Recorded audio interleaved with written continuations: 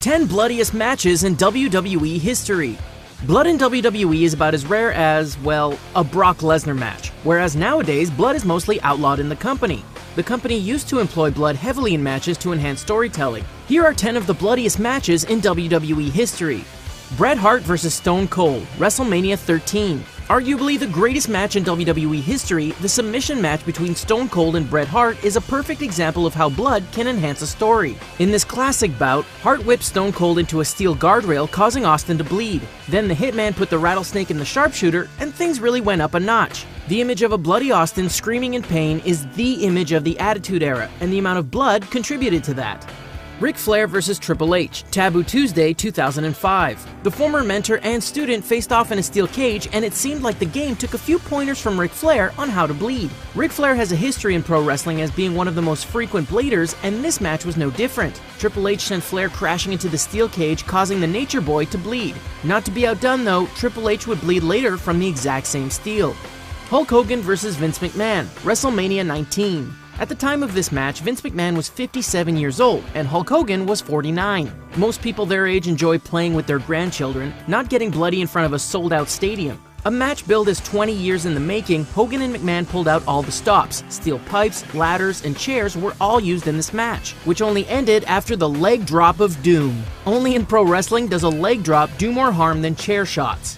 TLC match, Armageddon 2006. You know, the one where Joey Mercury got the cheapest, quickest, and most painful nose job ever? The blood in this match stems from exactly one hit, but it was just so insane that it earns its spot here. After Eminem set up a ladder for a superplex, the Hardy Boys reversed the tables and teeter-tottered a ladder smack into Joey Mercury's face. The blow destroyed his orbital bone and nose, leaving behind a pool of blood at ringside before being escorted from the match. Shawn Michaels vs. The Undertaker, Bad Blood 1997. The first Hell in a Cell match in WWE history had to be violent in order to cement just how brutal this match can be. Leave it to Shawn Michaels and The Undertaker to accomplish this goal. The match was bloodless until the action spilled outside the cell. From there, The Undertaker slingshotted HBK into the cell. After hitting the steel, Michaels bled like a pig, and the Phenom beat him up and down the entire cell.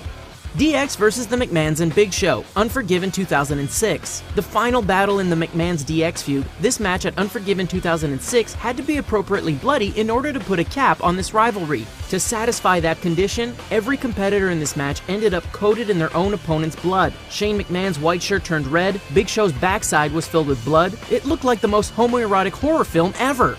Brock Lesnar vs. The Undertaker, No Mercy 2002. Wrestling bookers should take a look at Brock Lesnar's 2002 run to see how you book a monster. He beat The Rock for the WWE Championship, he made Hulk Hogan pass out in a bear hug, and here's the coup de grace. No Mercy 2002 featured a Hell in a Cell match with The Beast and the Dead Man, and it didn't disappoint. First Lesnar got color, then Paul Heyman somehow started bleeding, and finally Undertaker got coated in blood from being hit with steel stairs. 3 men bleeding, what more do you want?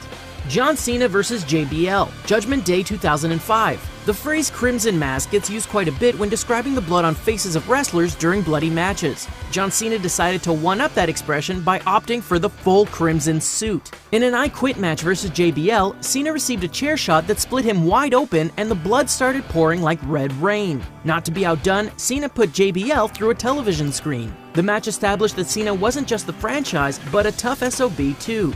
The Undertaker vs. Mr. McMahon, Survivor Series 2003. How many matches can you recall where it only took one punch to make an opponent bleed?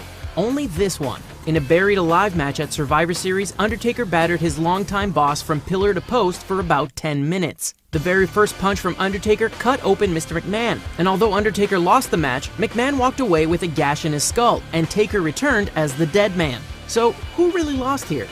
Eddie Guerrero vs. JBL, Judgment Day 2004. You know a match is damn bloody when it causes a pay-per-view to be rated TVMA. In his second pay-per-view WWE title defense, Guerrero went to absolute war with JBL. The match was going well enough until JBL blasted Guerrero with a vile chair shot. Guerrero bladed himself wrongly and the result was him pumping blood like a faucet. The champion went into shock after the match, and it goes to show the dedication Eddie Guerrero had to the wrestling business. And that's it for our list. Did we miss any bloody classics? Let us know in the comments section, and don't forget